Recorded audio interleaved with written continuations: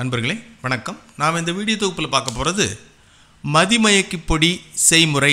இதை தான் நம்ம பார்க்க போகிறோம். அதாவது மதிமயக்கி பொடின்னு சொன்னால் இந்த பொடியை ஒருத்தர் மேலே தூவினாலே போதும், லேசாக தூவி விட்டாலே போதும், அவங்க தன்னை மறந்து தம் முன்னாடியே வருவாங்க. நம்ம என்ன சொன்னாலும் அதுபடியே கேட்பாங்க.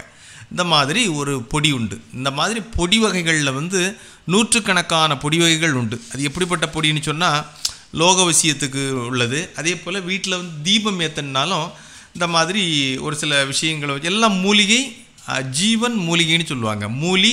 இரண்டு மூலி 2 ஜீவன் சொல்லுவாங்க. ஜீவன் சொன்னால் உயிர்கள். அதில் என்னென்னு சொன்னால் 6 புள்ளி வண்டு, இந்திரகோப பூச்சி, இந்த மாதிரி 5-6 ஒரு 16 வகையான விஷயங்கள் உண்டு. அதே போல் மூலிகைகள்லேயும் 5-6 மூலிகைகள் உண்டு, ஒரு 16 வகையான மூலிகைகள். இந்த மாதிரி இந்த மூலிகைகளை வச்சு நூற்றுக்கணக்கான வசிய வேலைகள் செய்யலாம். அதே போல் ஏவல் பில்லி சூன்யங்களை நீக்கலாம். உடம்பில் ஏதாவது தீய சக்திகள் ஒட்டி இருந்தால் அதையும் சரி செய்யலாம். இந்த மாதிரி நூற்றுக்கணக்கான வித்தைகள் இந்த பொடி வேலைகளில் இருக்குது. எல்லாம் பொடி வேலைகள். அதில் மை வேலைகளும் இருக்குது. மையின்னு சொன்னால் நம்ம என்ன பண்ணணும், நெய்யை தடவி வச்சுக்கிட்டு அதில் புகை பிடிக்கணும், அந்த விளக்கில் புகை பிடிக்கணும். அதே மை வேலைகளும் இருக்குது. இப்படி சொல்லிட்டு நிறைய வேலைகள். இதெல்லாமே பழங்காலத்திலேயே சொல்லப்பட்ட விஷயங்கள். இந்த விஷயங்கள் நிச்சயமாக பலிதமாகும். ஆனால் இந்த பொருள்கள் கிடைக்கும்போது இது இந்த நாளில் தான் இப்படி பண்ணணும் அப்படி ரூல்ஸ் எல்லாம் கிடையாது. ஒரு சில வண்டுகள், இந்த பூச்சிகள்லாம் கிடைக்கிறது எப்போவுமே கிடைக்காது. ஒரு சில சீசனில் தான் வரும். ஒரு சிலது மழை பெஞ்சி நம்ம உழுது போட்டிருக்கும்போது, அந்த பங்கம் நிலத்தில் உழுது போட்டிருக்கும்போது அந்த இடத்துல இந்திரகோப பூச்சிகள் இருக்கும். அப்போ அந்த சீசனில் தான் கிடைக்கும். அந்த சீசனில் கிடைக்கும்போது நம்ம என்ன செய்யணும்னு சொன்னால் அந்த பூச்சிகளை கலெக்ட் பண்ணி பிடிச்சி வச்சுட்டு ஏதாவது கவருக்குள்ளே போட்டோம். நம்ம வீடுகளில் அது செத்த பிறகு என்ன ஆகுன்னு சொன்னால் அதுக்கு பிறகு அப்படியே காய வைக்கணும், நிழலில் உலர்த்தணும். இப்படி காய வச்சிங்கன்னு சொன்னால் அதை மறுபடியும் நீங்கள் பொடியாக்கணும். இடித்து அரைச்சி பொடியாக்கி ஒவ்வொரு டப்பாயில் வச்சுக்கணும். சின்ன சின்ன டப்பாயில் இது என்ன பொடி, இந்த இப்படி இந்த வண்டுகள் எல்லாம் அரைச்சி ஒவ்வொரு சின்ன டப்பாக்களில் வச்சுக்கணும். அதே போல் இந்த மூலிகைகளும் இருக்கு இல்லையா, இதுக்கு இந்த முறைகள்லாம் கிடையாது. இந்த நட்சத்திரத்தில் தான் பிடுங்கணும், இந்த நாட்களில் தான் பிடுங்கணும் அப்படி கிடையாது. ஆனால் நாட்களில் சித்தயோகம் பார்த்து பிடுங்கணும். சித்தயோகம், மரணயோகம்னு ஒரு சில விஷயங்கள் இருக்கு இல்லையா, அதே போல் இதில் சித்தயோகத்தில் பிடுங்கணும். அமிர்த யோகம், சித்தயோகம், மரணயோகம்னு சொல்லுவாங்க. நீங்கள் கேலண்டரில் பார்த்தாலே போதும், சுபமுகூர்த்த நாள் எல்லாமே சித்தயோகமாக தான் இருக்கும். சுபமுகூர்த்த நாள்னு வருது இல்லையா, நம்ம திருமணம் காரியங்கள் நடக்கக்கூடிய நாள் எல்லாமே சித்தயோக நாட்களாகத்தான் இருக்கும். அப்போ சித்தயோக நாளில் தான் நம்ம எல்லாமே சித்தி பண்ண முடியும் அப்படிங்கிற விஷயம். ஏன்னா இந்த மையரைக்கிறது முக்கியமான விஷயங்கள் எல்லாமே சித்தயோக நாளில் தான் பண்ணணும். அதை செயல்படுத்துறது நம்ம ஆகாத விஷயங்கள் செய்வோம். ஒருத்தனை எதிரி சத்ருவை ஜெயிக்கிறது, சத்ருவை ஏதாவது ஒன்று பண்ணுறது, ஸ்தம்பனம் பண்ணுறது, இந்த மாதிரி விஷயங்களுக்கு நம்ம மையரைப்போம். அல்ல வேறு ஏதாவது பூஜைகள் பண்ணுவோம். பூஜைகள் பண்ணுறது, மையரைக்கிறது எல்லாமே சித்தயோக நாட்களில் பண்ணிக்கிட்டு அதை செயல்படுத்துறது, அந்த தகடை கொண்டு எதிரியோட வீட்டில் கொண்டு புதைக்கிறது, இது மரண வேளையில் செய்யணும். மாரண வேலைன்னு இருக்கும்.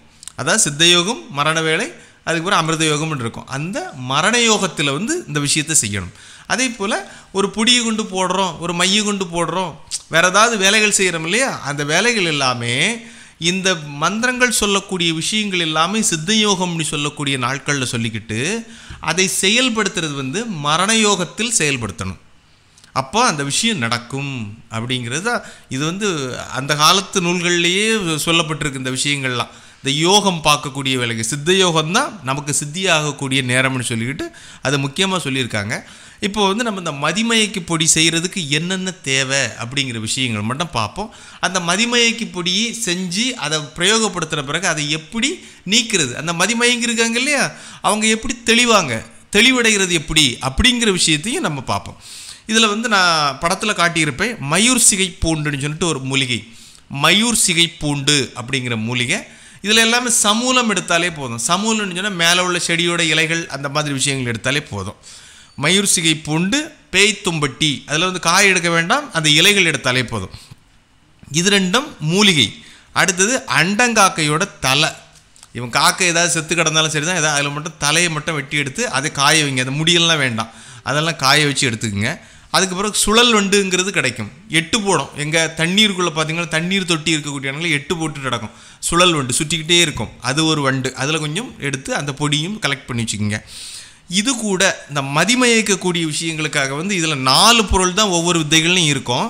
ஆனால் இதில் எக்ஸ்ட்ரா 2 பொருள் சேர்த்துருக்காங்க. என்னென்னு சொன்னால் பச்சந்தி இருக்கு இல்லையா, மரத்தில் ஏறினோடனே மரம் கலராக மாறிடும், செடியில் ஏறினோடனே செடி கலராக மாறிடும். அந்த மாதிரி பச்சந்தியோட தலை, இதையும் யார்கிட்டயே கேட்டு எங்கேயாவது கிடச்சினாலும் அதை எங்கேயாவது செத்து கிடக்கலாம், எங்கிறதாவது எடுத்து வச்சுக்கோங்க.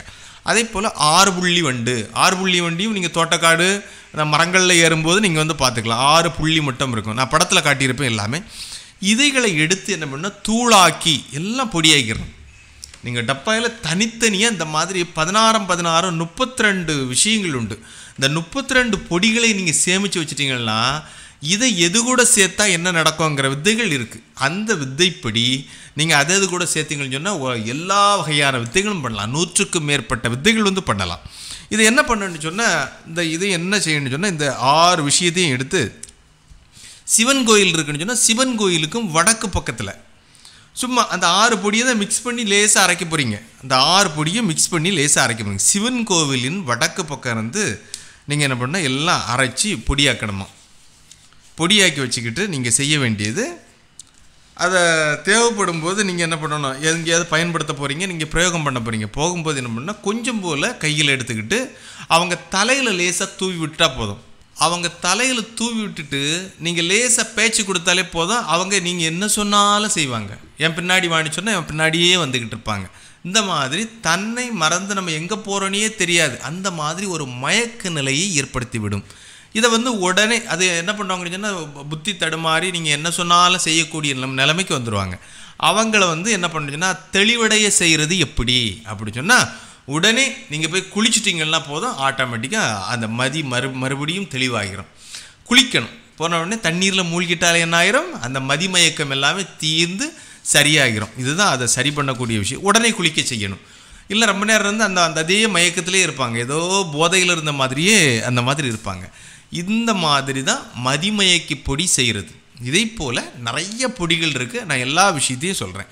எல்லா விஷயத்தையும் அடுத்தடுத்த வீடியோக்களில் வந்து அதுக்கு அடுத்தது லக்ஷ்மி புகை, அதுவே நான் அந்த அடுத்த வீடியோவில் சொல்கிறேன்.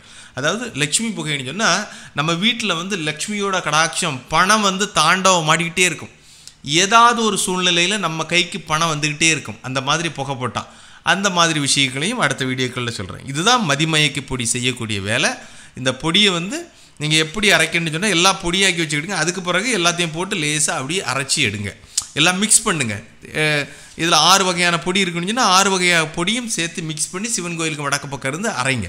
அது அரைக்க சொல்லியிருப்பாங்க, அப்படி கிடந்து நம்ம அரைக்க முடியாது, அதுக்கான சிச்சுவேஷனும் அமையாது. சிவன் கோயிலுக்கு வடக்கு பக்கம் எல்லா சிவன் கோயிலையும் கூட்டம் இருக்கும். என்னடா இவன் மைய அரைச்சிட்டு இருக்கான்னு சொல்லிட்டு யாராவது ஏதாவது செய்யலாம். அதனால் வந்து எல்லா பொடிகளையும் இருக்கும். பொடிகளை மிக்ஸ் பண்ணுறது மட்டும் சின்ன உரல் போல் எடுத்துகிட்டு வந்து அந்த இடத்துல வச்சு நீங்கள் மிக்ஸ் பண்ணிடுங்க. இந்த பொடியை அரைக்கும்போது நீங்கள் என்ன சொல்லிட்டு அரைக்கணும்னு சொன்னால் ஓம் மோகி மோகி சர்வமோகி சகலரும் உன் வசமானார் போல் சகலரும் என்னை கண்டு என் பின்னால் வரவே சிவா. இந்த மந்திரத்தை சொல்லிக்கிட்டே நீங்கள் வந்து அந்த பொடியை வந்து மிக்ஸ் பண்ணணும். இதை நீங்கள் வந்து 21 முறை சொன்னாலும் சரி தான், 54 முறை சொன்னாலும் சரி தான், 108 தடவை சொன்னாலும் சரி தான். இந்த மந்திரம் வந்து அவ்வளோ முக்கியத்துவம் கிடையாது. ஆனால் சொல்லும்போது இந்த மாதிரி அந்த அரைக்கும்போது அதாவது மிக்ஸ் பண்ணும்போது எல்லா பொடிகளையும் மிக்ஸ் பண்ணும்போது இந்த மந்திரத்தை சொல்லிட்டு சொன்னீங்கன்னு சொன்னால் அது வந்து நல்லா வேலை செய்யும். நிச்சயமாக 100% வேலை செய்யும் அப்படின்னு சொல்லியிருக்காங்க.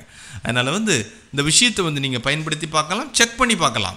ஏன்னா நிறைய தேவைகளுக்காக உதவும். என்ன தேவைகளுக்குன்னு சொன்னால் ஒரு சிலவங்க வந்து உங்களுக்கு தேவையான நிலத்தை எழுதி தர மாட்டேன், உங்களுக்கு உங்கள் குடும்பத்திலேயே விஷயங்கள் இருக்கும், உங்களுக்கு பங்கு பிரித்து தர மாட்டேன், உன் சொல்படி கேட்க மாட்டேன், நீ யார் அப்படின்லாம் பேசக்கூடிய ஒரு சில விஷயங்கள் வரும்.